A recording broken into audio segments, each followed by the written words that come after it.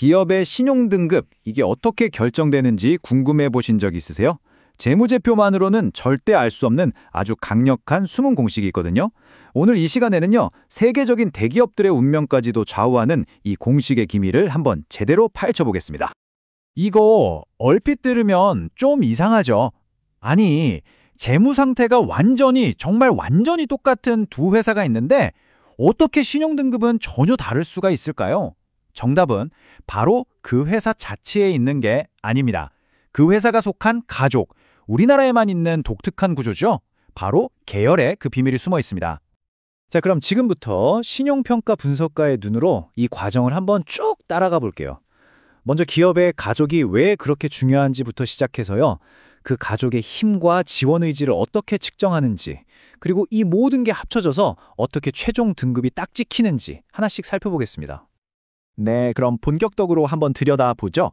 한 기업의 최종 신용등급이라는 게요, 그냥 딱 한 번의 계산으로 나오는 게 아니에요. 아주 체계적인 4단계의 여정을 거쳐서 결정됩니다. 모든 건 1단계에서 시작합니다. 바로 기업 자체의 펀더멘탈, 즉 자체 신용도를 평가하는 거죠. 그리고 2단계에서는 시야를 확 넓혀서요, 이 기업이 속한 가족, 즉 그룹 전체를 분석합니다. 능력이 있는지, 의지가 있는지 보는 거죠. 3단계에서는 이 가족의 지원 가능성을 보고 등급을 조정할지 말지 노치 조정을 결정하고요. 그리고 마지막 4단계에서 이 모든 걸 반영한 최종 신용 등급이 나오게 됩니다. 자, 그럼 첫 번째 큰 질문으로 넘어가 보겠습니다. 과연 이 기업이 속한 가족, 그러니까 그룹은 얼마나 튼튼할까요? 이건 그룹이 계열사를 도울 능력이 충분한지를 측정하는 아주 중요한 과정입니다. 분석가들은 이때 계열 통합 프로파일이라는 걸 만드는데요. 말이 좀 어렵죠? 쉽게 말해서 가족 전체의 신용 점수라고 생각하시면 딱 맞습니다. 그룹을 그냥 하나의 거대한 회사라고 가정하고 매기는 가상의 성적표, 바로 그겁니다. 자, 그럼 이 가족 점수 어떻게 계산할까요? 방법은 크게 두 가지인데요. 그룹의 구조, 그러니까 생김새에 따라서 다른 방식을 씁니다. 예를 들어서 한진이나 KT처럼 아주 강력한 핵심 회사가 그룹 전체를 이끌어가는 구조에서는요, 그룹 전체를 그냥 하나의 큰 회사로 보고 평가하는 통합법을 쓰는 거죠. 반면에 SK나 현대차, LG처럼 여러 계열사들이 각자 다른 사업 영역에서 중요한 역할을 하는 그런 다각화된 그룹은 어떨까요? 이럴 땐 핵심 계열사들의 성적을 모아서 중요도에 따라 가중치를 줘서 평균을 내는 가중평균법을 사용합니다. 실제 사례를 보면 이 차이가 정말 흥미롭게 드러납니다. 현대차 그룹의 운명은 사실상 현대차라는 단 하나의 에이스에 달려있다고 볼 수 있어요. 그래서 현대차 등급이 오르면 그룹 전체 프로파일이 같이 올라가죠. 반면에 롯데는 유통, 화학, 여러 사업에 걸쳐 있잖아요.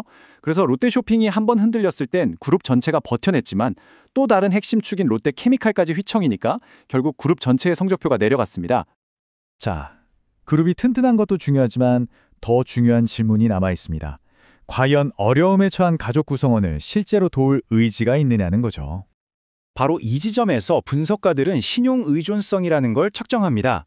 이게 뭐냐면 가족 간의 유대감이 얼마나 끈끈한지를 공식적으로 평가하는 척도라고 할 수 있어요. 매우 높음에서 매우 낮음까지 총 5단계로 평가가 됩니다.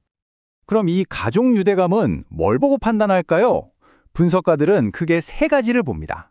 첫째, 이 회사가 그룹 지배구조에서 얼마나 중요한가? 둘째, 그룹의 미래 핵심 전략에 꼭 필요한 회사인가? 그리고 셋째, 그룹 전체에서 차지하는 재무적인 비중이나 기여도가 얼마나 큰가? 이 3가지 질문에 모두 그렇다는 답이 나올수록 유대감이 아주 끈끈하다고 보는 겁니다. 하지만 여기엔 아주 중요한 예외 조항이 하나 있습니다.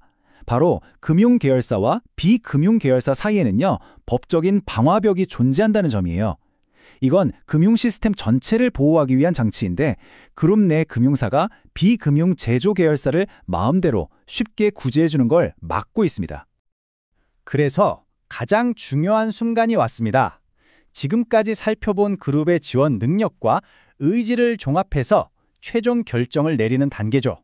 과연 이 회사의 신용등급을 올려줄 것인가? 아니면 그대로 둘 것인가? 자, 이 표를 보시면 핵심 논리가 한눈에 보입니다.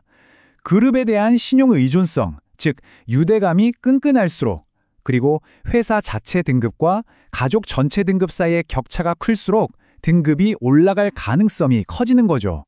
이렇게 신용등급이 한 단계 혹은 두 단계 오르는 걸 저희는 노치 상향이라고 부릅니다.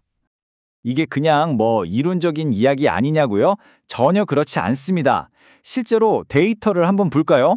나이스 신용평가 자료를 보면 평가 대상 기업 309개 중에서요, 무려 86곳, 86개 회사가 바로 이 가족 찬스 덕분에 신용등급을 한 단계 더 높게 받았다는 겁니다. 이게 어느 정도냐면 거의 3곳 중 한 곳은 이런 혜택을 보고 있다는 뜻이죠. 엄청나죠? 그런데 여기서 좀 의외라고 생각하실 수 있는 부분이 있어요.